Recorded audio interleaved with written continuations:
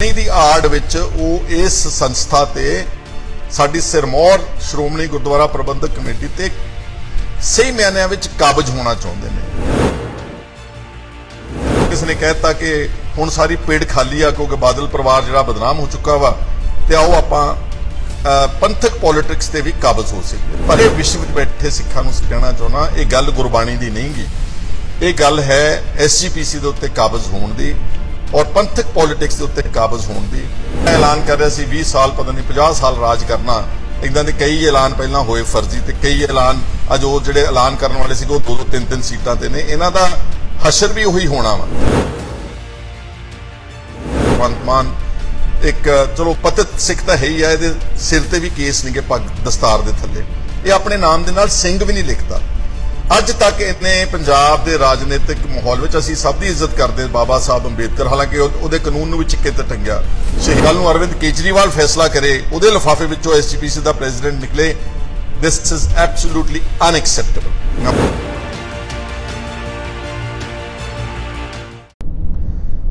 ਦੋਸਤੋ, ਅੱਜ ਮੈਂ ਤੁਹਾਡੇ ਨਾਲ ਜਿਹੜਾ SGPC ਉੱਤੇ ਹਮਲਾ ਕਰਨ ਜਾ ਰਹੀ ਆ ਭਗਵੰਤ ਮਾਨ ਤੇ ਕੇਜਰੀਵਾਲ ਦੀ ਪਾਰਟੀ, ਉਹਦੇ ਬਾਰੇ ਤੁਹਾਡੇ ਨਾਲ ਚਰਚਾ ਕਰਨਾ ਚਾਹੁੰਦਾ। ਮੇਰੇ ਤੋਂ ਪਹਿਲਾਂ 2-3 ਦਿਨ ਪਹਿਲਾਂ ਫੂਲਕਾ ਸਾਹਿਬ ਨੇ ਬਹੁਤ ਅੱਛੇ ਤਰੀਕੇ ਨਾਲ ਦਲੀਲ ਦੇ ਕੇ ਸਾਰੇ ਸਿੱਖ ਜਗਤ ਨੂੰ ਤੱਥਾਂ ਦੇ ਆਧਾਰ ਦੇ ਉੱਤੇ ਸਮਝਾਉਣ ਦੀ ਕੋਸ਼ਿਸ਼ ਕੀਤੀ ਸੀ ਕਿ ਇਹਨਾਂ ਦੇ ਮਨਸੂਬੇ ਕੀ ਨੇ। ਦੇਖੋ, ਗੱਲ ਇਹ ਆ ਕਿ ਸਾਡੇ ਬਾਦਲ ਪਰਿਵਾਰ ਦੇ ਨਾਲ 100 ਵਾਰ ਪੋਲੀਟੀਕਲ ਡਿਫਰੈਂਸਸ ਹੋ ਸਕਦੇ ਨੇ, ਔਰ ਇਹ ਵੀ ਕਾਫੀ ਹੱਦ ਤੱਕ ਠੀਕ ਮੰਨਿਆ ਜਾ ਸਕਦਾ ਕਿ SGPC ਔਰ ਅਕਾਲ ਤਖਤ ਸਾਹਿਬ ਨੂੰ ਵਰਗੇ ਜਿਹੜੇ ਪ੍ਰੀਮੀਅਰ ਇੰਸਟੀਟਿਊਸ਼ਨਸ ਨੇ, ਉਹਨਾਂ ਨੇ ਪਿਛਲੇ ਕੁਝ ਦਹਾਕਿਆਂ ਤੋਂ ਉਹਨਾਂ ਦੀ ਦੁਰਵਰਤੋਂ ਕੀਤੀ। ਪਰ ਯਾਦ ਰਹੇ ਕਿ SGPC ਵਾਹਦ ਇੱਕ ਸਿੱਖਾਂ ਦੀ ਇਲੈਕਟਿਡ ਬਾਡੀ ਆ ਜਿਹੜੀ ਕਿ ਬਹੁਤ ਘਾਲਣਾਵਾਂ ਤੋਂ ਬਾਅਦ, ਬੜੇ ਜੱਦੋ-ਜਹਿਦ ਤੋਂ ਬਾਅਦ, ਬੜੇ ਮੋਰਚੇ ਲਾ ਕੇ ਨਨਕਾਣਾ ਸਾਹਿਬ ਦਾ, ਗੁਰੂ ਕੇ ਬਾਗ ਦਾ ਮੋਰਚਾ, ਚਾਬੀਆਂ ਦਾ ਮੋਰਚਾ, ਉਸ ਵਕਤ ਦੇ ਮਹੰਤਾਂ ਤੇ ਮਸੰਦਾਂ ਨੂੰ ਗੁਰਦੁਆਰਿਆਂ ਚੋਂ ਕੱਢ ਕੇ ਸਿੱਖਾਂ ਨੇ ਬੜੀ ਮੁਸ਼ਕਲ ਦੇ ਨਾਲ ਜਿਹੜਾ ਸੀਗਾ ਗੁਰਦੁਆਰਾ ਐਕਟ ਹਾਸਲ ਕੀਤਾ, ਸਿੱਖ ਗੁਰਦੁਆਰਾ ਐਕਟ 1925। ਲਗਭਗ 100 ਸਾਲ ਪੁਰਾਣੀ ਸਾਡੀ ਇਹ ਸੰਸਥਾ ਹੈ ਔਰ ਚੁਣੀ ਹੋਈ ਸੰਸਥਾ ਵਾ। ਠੀਕ ਹੈ, ਅੱਜ ਉਹਨਾਂ ਦੇ ਅਧੀਨ ਚੱਲ ਰਹੀ ਆ, ਕੱਲ ਨੂੰ ਇਹ ਸੰਸਥਾ ਬਿਲਕੁਲ ਕਾਬਲ, ਪੜ੍ਹੇ ਲਿਖੇ, ਇੰਟੈਲੈਕਚੁਅਲ ਔਰ ਆਜ਼ਾਦ ਸਿੱਖਾਂ ਦੇ ਹੱਥ ਵਿੱਚ ਵੀ ਆ ਸਕਦੀ ਹੈ, ਔਰ ਇਹਦਾ ਜਿਹੜਾ ਹੈ ਬਹੁਤ ਵੱਡਾ ਮਨੁੱਖਤਾ ਦੀ ਸੇਵਾ ਦਾ ਕਾਰਨ ਹੈਗਾ ਵਾ। ਔਰ ਜਿਹੜਾ ਭਗਵੰਤ ਮਾਨ ਨੇ ਆਪਣੀ ਬਰੂਟ ਮੈਜੋਰਿਟੀ 92 ਬੰਦਿਆਂ ਦੀ ਜਿਹੜੀ ਬੰਧੂਆ ਮਜ਼ਦੂਰਾਂ ਦੀ ਫੌਜ ਆ, ਉਹਦਾ ਦੁਰਉਪਯੋਗ ਕਰਕੇ ਪੰਜਾਬ ਦੀ ਵਿਧਾਨ ਸਭਾ ਵਿੱਚ ਇਹਦੇ ਚ ਅਮੈਂਡਮੈਂਟਸ ਕੀਤੀਆਂ ਨੇ। ਬਹਾਨਾ ਬਣਾਇਆ ਵਾ ਗੁਰਬਾਣੀ ਦਾ ਕਿ ਅਖੇ ਸਾਰਿਆਂ ਤੱਕ ਨਹੀਂ ਪਹੁੰਚ ਰਹੀ, ਔਰ ਗੁਰਬਾਣੀ ਦੀ ਆੜ ਵਿੱਚ ਉਹ ਇਸ ਸੰਸਥਾ ਤੇ ਸਾਡੀ ਸਿਰਮੌਰ ਸ਼੍ਰੋਮਣੀ ਗੁਰਦੁਆਰਾ ਪ੍ਰਬੰਧਕ ਕਮੇਟੀ ਤੇ ਸਹੀ ਮਾਇਨਿਆਂ ਵਿੱਚ ਕਾਬਜ ਹੋਣਾ ਚਾਹੁੰਦੇ ਨੇ, ਚੋਰ ਦਰਵਾਜ਼ੇ ਰਾਹੀਂ। ਪਰ ਸ਼ਾਇਦ ਭਗਵੰਤ ਮਾਨ ਤੇ ਕੇਜਰੀਵਾਲ ਨੇ ਪੰਜਾਬ ਦਾ ਇਤਿਹਾਸ ਨਹੀਂ ਪੜ੍ਹਿਆ। ਅਗਰ ਆਪਾਂ ਚੱਲੀਏ ਵਾਪਸ ਐਗਜ਼ੈਕਟਲੀ 1959 ਦੇ ਵਿੱਚ ਜਨਵਰੀ ਦੇ ਵਿੱਚ ਬਿਲਕੁਲ ਇਸੇ ਤਰੀਕੇ ਨਾਲ ਸਰਦਾਰ ਪ੍ਰਤਾਪ ਸਿੰਘ ਕੈਰੋਂ ਜਿਹੜੇ ਮੁੱਖ ਮੰਤਰੀ ਸੀ, ਉਹਨਾਂ ਨੇ ਵੀ ਇੱਛਾ ਜਤਾਈ ਕਿ ਇੱਕ ਵਾਰ ਆਪਾਂ ਕਿਸੇ ਤਰੀਕੇ ਤੇ SGPC ਤੇ ਕਾਬਜ ਹੋ ਜਾਈਏ ਤਾਂ ਕਿ ਅਕਾਲੀ ਦਲ ਨੂੰ ਡਿਸਲੌਜ ਕੀਤਾ ਜਾ ਸਕੇ, ਕਿਉਂਕਿ ਜਦ ਤੱਕ SGPC ਤੁਹਾਡੇ ਕੋਲ ਨਹੀਂ ਗਈ ਉਹਨਾਂ ਨੂੰ ਐਂ ਲੱਗਦਾ ਕਿ ਅਸੀਂ ਪੰਥਕ ਪੋਲਿਟਿਕਸ ਤੇ ਹਾਵੀ ਨਹੀਂ ਹੋ ਸਕਦੇ। ਉਹਨਾਂ ਨੇ ਵੀ ਇਦਾਂ ਹੀ ਪੰਜਾਬ ਦੀ ਵਿਧਾਨ ਸਭਾ ਬੁਲਾ ਕੇ ਤੇ ਇੱਕ ਮਤਾ ਪਾਸ ਕਰਕੇ ਅਮੈਂਡਮੈਂਟ ਕਰ ਦਿੱਤੀ ਉਸ ਵਕਤ ਦੇ ਐਕਟ ਵਿੱਚ। ਹਾਲਾਂਕਿ ਉਦੋਂ ਇਹ ਇਕੱਲਾ ਪੰਜਾਬ ਦਾ ਐਕਟ ਸੀਗਾ, ਇੰਟਰਸਟੇਟ ਐਕਟ ਨਹੀਂ ਸੀਗਾ। ਤਾਂ ਬੜਾ ਸ਼ੋਰ ਮੱਚਾ। ਮਾਸਟਰ ਤਾਰਾ ਸਿੰਘ ਜੀ ਇੱਕ ਬੜੇ ਸਾਦੇ ਜਿਹੇ ਸਿੱਖ ਸੀਗੇ, ਉਹਨਾਂ ਨੇ ਬੜੀ, ਉਹ ਅਕਾਲੀ ਦਲ ਦੇ ਪ੍ਰੈਜ਼ੀਡੈਂਟ ਸੀ, ਉਹਨਾਂ ਨੇ ਬੜਾ ਐਲਾਨ ਕੀਤਾ ਐਜੀਟੇਸ਼ਨ ਦਾ, ਔਰ ਦਿੱਲੀ ਵਿੱਚ ਬਹੁਤ ਵੱਡਾ ਇਕੱਠ ਵੀ ਹੋਇਆ 1959 ਦੇ ਵਿੱਚ। ਅਲਟੀਮੇਟਲੀ ਬਿਲਕੁਲ 1960 ਦੇ ਸ਼ੁਰੂਆਤ ਵਿੱਚ ਉਸ ਵਕਤ ਦੇ ਜਿਹੜੇ ਪ੍ਰਾਈਮ ਮਿਨਿਸਟਰ ਸੀ ਪੰਡਿਤ ਜਵਾਹਰ ਲਾਲ ਨਹਿਰੂ, ਉਹਨਾਂ ਨੇ ਮਾਸਟਰ ਤਾਰਾ ਸਿੰਘ ਹੋਣਾ ਨੂੰ ਇੱਕ ਚਾਹ ਦੇ ਕੱਪ ਤੇ ਬੁਲਾ ਕੇ ਮੀਟਿੰਗ ਤੇ ਸੱਦਿਆ, ਔਰ ਉੱਥੇ ਇਹ ਅੰਡਰਸਟੈਂਡਿੰਗ ਕੀਤੀ ਕਿ ਅੱਗੇ ਤੋਂ ਭਾਰਤ ਦੀ ਸਰਕਾਰ ਜਾਂ ਪੰਜਾਬ ਦੀ ਸਰਕਾਰ SGPC ਦੀ ਮਨਜ਼ੂਰੀ ਤੋਂ ਬਿਨਾਂ, ਉਹਨਾਂ ਦੀ ਸਹਿਮਤੀ ਤੋਂ ਬਿਨਾਂ ਕੋਈ ਵੀ ਕਾਨੂੰਨ ਜਿਹੜਾ ਉਹਦੇ ਚ ਕੋਈ ਛੇੜਛਾੜ ਨਹੀਂ ਕਰੇਗੀ। ਇਹ ਇਤਿਹਾਸ ਬੋਲਦਾ ਵਾ। ਔਰ ਸਰਦਾਰ ਪ੍ਰਤਾਪ ਸਿੰਘ ਕੈਰੋਂ ਨੇ ਈਵਨ 1960 ਤੋਂ ਬਾਅਦ, ਇਸ ਪੈਕਟ ਤੋਂ ਬਾਅਦ ਚੋਣ ਵੀ ਲੜੀ, ਇੱਕ ਸਾਧ ਸੰਗਤ ਬੋਰਡ ਬਣਾਤਾ ਉਸ ਵਕਤ ਦੀ ਕਾਂਗਰਸ ਪਾਰਟੀ ਨੇ, ਤੇ ਉਹਨਾਂ ਨੇ ਮਾਸਟਰ ਤਾਰਾ ਸਿੰਘ ਤੋਂ SGPC ਖੋਣ ਦੀ ਕੋਸ਼ਿਸ਼ ਕੀਤੀ, ਲੇਕਿਨ ਸਿਰਫ 4 ਮੈਂਬਰ ਉਹਨਾਂ ਦੇ ਜਿੱਤੇ ਸਾਧ ਸੰਗਤ ਬੋਰਡ ਦੇ, ਇੱਕ ਕਮਿਊਨਿਸਟ ਮੈਂਬਰ ਜਿੱਤਿਆ ਤੇ ਸ਼ਾਇਦ 134 ਮੈਂਬਰਸ ਜਿਹੜੇ ਸੀ ਉਸ ਵਕਤ ਮਾਸਟਰ ਤਾਰਾ ਸਿੰਘ ਤੇ ਸ਼੍ਰੋਮਣੀ ਅਕਾਲੀ ਦਲ ਦੇ ਜਿੱਤੇ।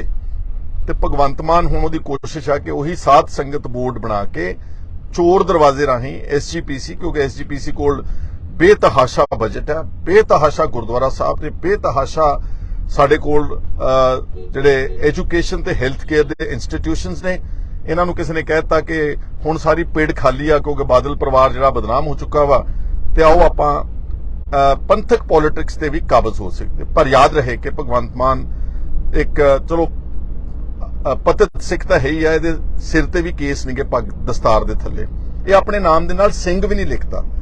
ਅੱਜ ਤੱਕ ਇਹਨੇ ਪੰਜਾਬ ਦੇ ਰਾਜਨੀਤਿਕ ਮਾਹੌਲ ਵਿੱਚ, ਅਸੀਂ ਸਭ ਦੀ ਇੱਜ਼ਤ ਕਰਦੇ ਬਾਬਾ ਸਾਹਿਬ ਅੰਬੇਦਕਰ, ਹਾਲਾਂਕਿ ਉਹਦੇ ਕਾਨੂੰਨ ਨੂੰ ਵੀ ਚਿੱਕੇ ਤੇ ਟੰਗਿਆ, ਸ਼ਹੀਦ ਭਗਤ ਸਿੰਘ, ਉਹਨਾਂ ਦੀਆਂ ਫੋਟੋਆਂ ਲੱਗੀਆਂ ਨਾ ਸਾਰੇ ਪੰਜਾਬ ਦੇ ਉੱਤੇ, ਲੇਕਿਨ ਕੀ ਕਹਿੰਦੇ ਹੁੰਦੇ ਆ, ਪੰਜਾਬ ਵਸਦਾ ਗੁਰਾਂ ਦੇ ਨਾਮ ਤੇ।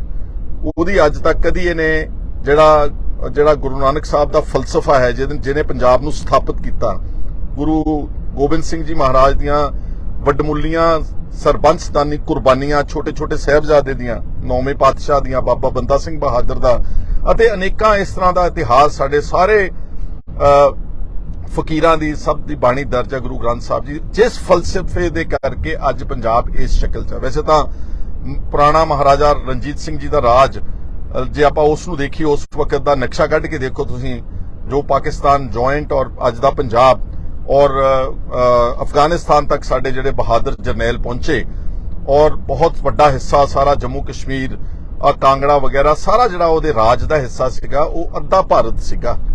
ਇਹ ਕਿੱਦਾਂ ਕਾਇਮ ਹੋ ਗਿਆ ਉਦੋਂ? ਇਹ ਗੁਰੂ ਨਾਨਕ ਸਾਹਿਬ ਦੇ ਤੇ ਉਹਨਾਂ ਦੇ ਫਲਸਫੇ ਦਾ। ਤੁਸੀਂ ਉਹਨਾਂ ਦਾ ਜ਼ਿਕਰ ਤਾਂ ਕਦੀ ਕੀਤਾ ਨਹੀਂਗਾ, ਤੁਸੀਂ ਤਾਂ ਇਨਕਲਾਬ ਦੇ ਨਾਅਰੇ ਲਾਉਂਦੇ ਹੋ ਔਰ ਇੱਕ ਕਿਸਮ ਦੀ ਕਾਮਰੇਡੀ ਸੋਚ ਰੱਖਦੇ ਹੋ। ਘੱਟੋ ਘੱਟ ਸਾਡੇ ਜਿਹੜੇ ਧਾਰਮਿਕ ਸਥਾਨ ਨੇ ਐਸਜੀਪੀਸੀ, ਉਹਨੂੰ ਤਾਂ ਬਖਸ਼ ਦਿਓ, ਉੱਥੇ ਤੱਕ ਤਾਂ ਪਹੁੰਚਣ ਦੀ ਕੋਸ਼ਿਸ਼ ਨਾ ਕਰੋ। ਮੈਂ ਫਿਰ ਕਹਿਣਾ ਚਾਹੁੰਦਾ ਹਾਂ ਕਿ ਸਾਡਾ ਕੋਈ ਇੰਟਰਸਟ ਨਹੀਂਗਾ, ਪਰ ਇੱਕ ਸਧਾਰਨ ਸਿੱਖ ਵਜੋਂ, ਇੱਕ ਮਾੜੇ ਕਮਜ਼ੋਰ ਸਿੱਖ ਵਜੋਂ ਮੈਂ ਸਾਰੇ ਵਿਸ਼ਵ ਵਿੱਚ ਬੈਠੇ ਸਿੱਖਾਂ ਨੂੰ ਕਹਿਣਾ ਚਾਹੁੰਦਾ, ਇਹ ਗੱਲ ਗੁਰਬਾਣੀ ਦੀ ਨਹੀਂਗੀ, ਇਹ ਗੱਲ ਹੈ ਐਸਜੀਪੀਸੀ ਦੇ ਉੱਤੇ ਕਾਬਜ਼ ਹੋਣ ਦੀ ਔਰ ਪੰਥਕ ਪੋਲਿਟਿਕਸ ਦੇ ਉੱਤੇ ਕਾਬਜ਼ ਹੋਣ ਦੀ। ਕਿਉਂਕਿ ਜਿਹੜਾ ਐਲਾਨ ਕਰ ਰਿਹਾ ਸੀ 20 ਸਾਲ ਪਤਾ ਨਹੀਂ 50 ਸਾਲ ਰਾਜ ਕਰਨਾ, ਇਦਾਂ ਦੇ ਕਈ ਐਲਾਨ ਪਹਿਲਾਂ ਹੋਏ ਫਰਜ਼ੀ, ਤੇ ਕਈ ਐਲਾਨ ਅੱਜ ਉਹ ਜਿਹੜੇ ਐਲਾਨ ਕਰਨ ਵਾਲੇ ਸੀਗੇ ਉਹ 2-2 3-3 ਸੀਟਾਂ ਤੇ ਨੇ। ਇਹਨਾਂ ਦਾ ਹਸ਼ਰ ਵੀ ਉਹੀ ਹੋਣਾ ਵਾ। ਪਰ ਮੈਂ ਸਿੱਖਾਂ ਨੂੰ ਅਪੀਲ ਕਰਨਾ ਚਾਹੁੰਦਾ ਕਿ ਬਾਕੀ ਸਭ ਕੁਝ ਅਸੀਂ ਟੋਲਰੇਟ ਕਰ ਸਕਦੇ ਹਾਂ, ਪਰੰਤੂ ਇਦਾਂ ਦੇ ਫਰਜ਼ੀ ਇਨਕਲਾਬੀਆਂ ਦੀ ਮੁਦਾਖਲਤ ਸਾਡੇ ਧਰਮ ਦੇ ਵਿੱਚ ਹੋਵੇ, ਕੱਲ ਨੂੰ ਇਹ ਐਸਜੀਪੀਸੀ ਚਲਾਉਣ, ਕੱਲ ਨੂੰ ਅਰਵਿੰਦ ਕੇਜਰੀਵਾਲ ਫੈਸਲਾ ਕਰੇ, ਉਹਦੇ ਲਿਫਾਫੇ ਵਿੱਚੋਂ ਐਸਜੀਪੀਸੀ ਦਾ ਪ੍ਰੈਜ਼ੀਡੈਂਟ ਨਿਕਲੇ, ਦਿਸ ਇਜ਼ ਐਬਸੋਲੂਟਲੀ ਅਨਐਕਸੈਪਟੇਬਲ। ਮੈਂ ਉਮੀਦ ਕਰਦਾ ਕਿ ਦੁਨੀਆ ਭਰ 'ਚ ਬੈਠੇ ਸਿੱਖ ਜਿਹੜੇ ਨੇ, ਚਾਹੇ ਉਹ ਕਿਸੇ ਪਾਰਟੀ ਨਾਲ ਕਨੈਕਟਡ ਨੇ, ਕਿਸੇ ਧਿਰ ਨਾਲ ਕਨੈਕਟਡ ਨੇ, please rise above your partisan politics and oppose this move tooth and nail. ਇਹਦਾ ਜਿੰਨਾ ਕਰੜਾ ਵਿਰੋਧ ਹੋ ਸਕਦਾ ਹੈ, ਅਗਰ ਐਸਜੀਪੀਸੀ ਅੱਜ ਸਾਡੀ ਕੋਈ, ਉਹਨਾਂ ਨੇ ਕੱਲ ਜਨਰਲ ਹਾਊਸ ਦਾ ਇਜਲਾਸ ਸੱਦਿਆ, ਉਹਨਾਂ ਨੇ ਇਸ ਅਮੈਂਡਮੈਂਟ ਨੂੰ ਰਿਜੈਕਟ ਕਰ ਦਿੱਤਾ ਹੈ। ਤੇ ਜੇ ਤੁਸੀਂ ਆਪਣੇ ਦੇਸ਼ ਦੇ ਪ੍ਰਾਈਮ ਮਿਨਿਸਟਰ ਦੀ ਕਦਰ ਸਮਝਦੇ ਹੋ, ਉਸ ਵਕਤ ਦੇ 1960 ਵਿੱਚ ਉਹਨਾਂ ਨੇ ਜਿਹੜੀ ਗੱਲ ਕੀਤੀ ਸੀ ਕਿ ਐਸਜੀਪੀਸੀ ਦੀ ਪ੍ਰਵਾਨਗੀ ਤੋਂ ਬਗੈਰ ਕੋਈ ਕਾਨੂੰਨ ਨਹੀਂ ਬਣਾ ਸਕਦੇ, ਤਾਂ ਇਹ ਕਾਨੂੰਨ ਭਗਵੰਤ ਸਿੰਘ ਮਾਨ ਤੇ ਕੇਜਰੀਵਾਲ ਨੂੰ ਤੁਰੰਤ ਵਾਪਸ ਲੈਣਾ ਚਾਹੀਦਾ, ਨਹੀਂ ਤਾਂ ਇਹਦਾ ਜੰਮ ਕੇ ਤੇ ਡਟ ਕੇ ਵਿਰੋਧ ਕਰਾਂਗੇ। ਅੱਜ ਮੇਰੇ ਨਾਲ ਜੁੜਨ ਵਾਸਤੇ ਤੁਹਾਡਾ ਸਾਰਿਆਂ ਦਾ ਬਹੁਤ ਬਹੁਤ ਸ਼ੁਕਰੀਆ। ਵਾਹਿਗੁਰੂ ਜੀ ਕਾ ਖਾਲਸਾ, ਵਾਹਿਗੁਰੂ ਜੀ ਕੀ ਫਤਿਹ।